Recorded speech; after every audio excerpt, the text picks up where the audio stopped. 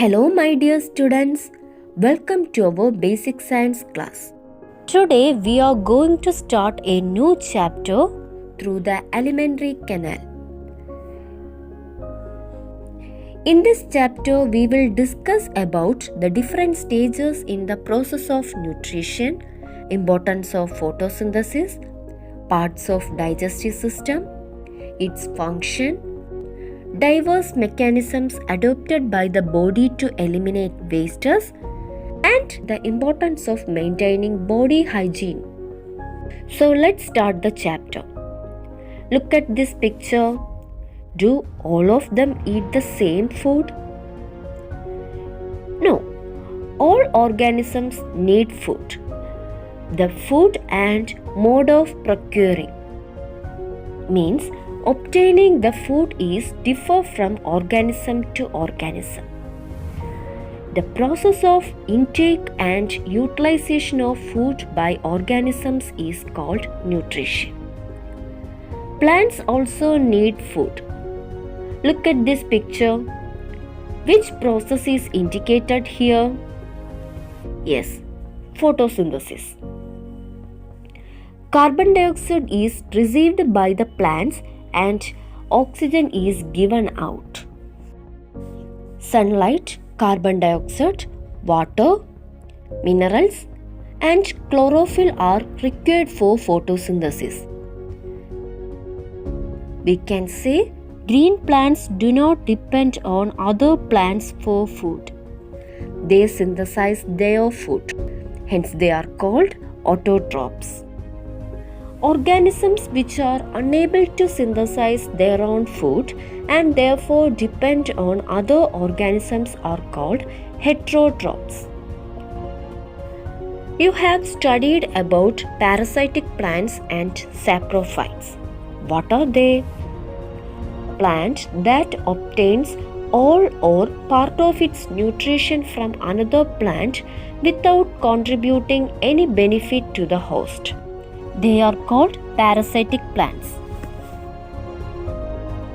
And saprophytes are organisms, particularly fungi, which obtain nutrition directly from dead organic matter or wastes. Observe this picture. This is sandalwood. During the initial stage of life, it gains water and minerals from other plants. This is monotropa. It takes food from decayed organic matter. This is loranthus. For food and water, it depends on the plant on which it lives. This is cuscuta. For food, it depends on the plant on which it lives. Children, among these, cuscuta is total parasite. Sandalwood tree and loranthus are partial parasite. And monotropa is saprophyte. Let's see parasites in animals. The louse and the flea are external parasites. Worm is an internal parasite. External parasite means they are seen outside the body. And internal parasite means they are seen inside the body. See these pictures. These plants are called insectivorous plants. They are given these names because they catch insects. Photosynthesis takes place in these plants too. Then why do they catch insects? Elements like carbon, hydrogen, phosphorus, nitrogen, sulfur, calcium, and iron are required for plants in large quantities. Some bacteria present in the soil, for example, Acetobacter, Nitrobacter, can convert atmospheric nitrogen into nitrates. These bacteria may not be present in the soil with high acidity.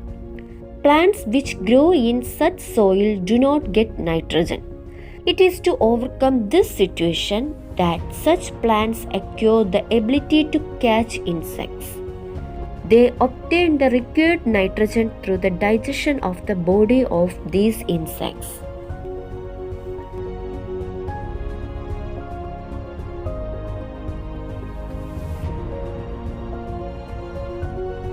Dear students, there is an activity for you. Write examples for total parasite, partial parasite, saprophytes, external parasites, internal parasites, and insectivorous plants. See you again. Thank you.